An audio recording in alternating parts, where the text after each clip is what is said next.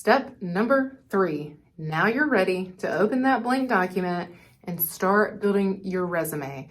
And I'm going to show you how to do that even if you don't have any credits yet. You will list any credits that you have until you get the credits that you want. Never list extras work. I was a featured extra and I even got a SAG voucher for a TV show. And I talked to someone before I applied to my agency and they said, yeah, just put whatever you have. Well, here's why this is an issue. It looks like a U5 under 5 lines role or a co-star role. It seems like it's a bigger deal than it is versus you just being like a featured extra. Even if you get a SAG voucher for it, no extras work. I don't care how juicy you think it is. Once you get your basic headshots, you're going to put one in the corner. I say start with your smiling.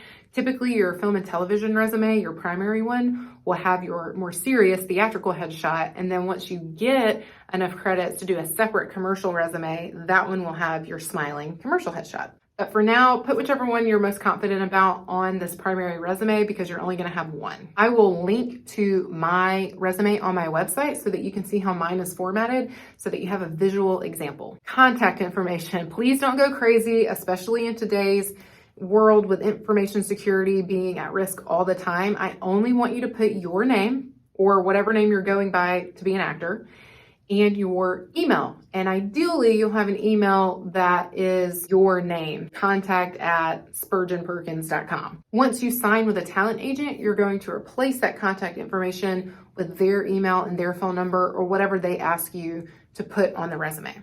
So generally speaking, you are going to list credits from most recognizable to least recognizable. So the section should go film, television, commercials, training, special skills.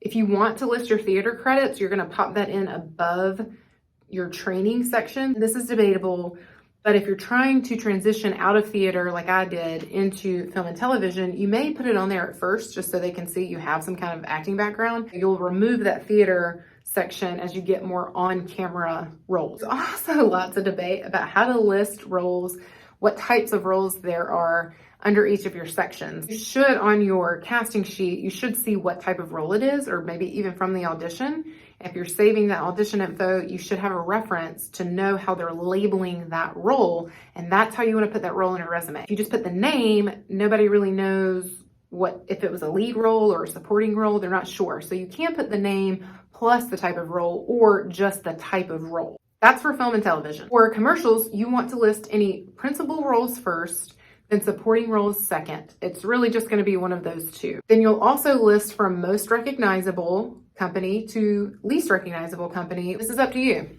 Or if you get advice, you're going to get a million pieces of advice from a million different people. But let's say you have a supporting role for a huge brand, but a lead role for a local brand. Well, what do you list first?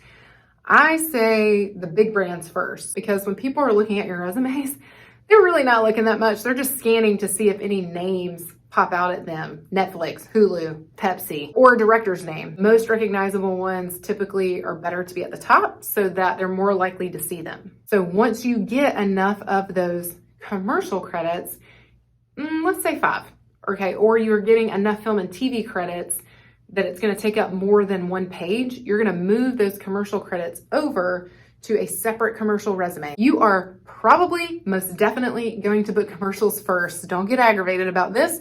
It is a great way for you to get on set and to learn how to be on set. You can do the exact same thing for theater. If you still want to do stage productions, then have a separate theater resume. For the training section, you want to put whatever acting studio you're working with. If you've already done that and hopefully you're looking into that or doing it by now, from step 1, acting studio or acting coach. Then if you have a degree of any kind, even if it's theater, then your degree in your university. Lastly, workshops. Sometimes you'll go to a workshop that has a really well-known casting director, or maybe even if you have a theater background, you go to SETC and there's somebody really great and reputable at that conference and you work with them, you can list that too. And last but definitely not least will be your special skills section. And I want this to be anything that you can perform on camera, that you can actively do. Ideally, it's going to be something that you're very good at, that you have some kind of award or accreditation for. I have an entire YouTube series on special skills that's for free that I'm going to link to so that you can go watch that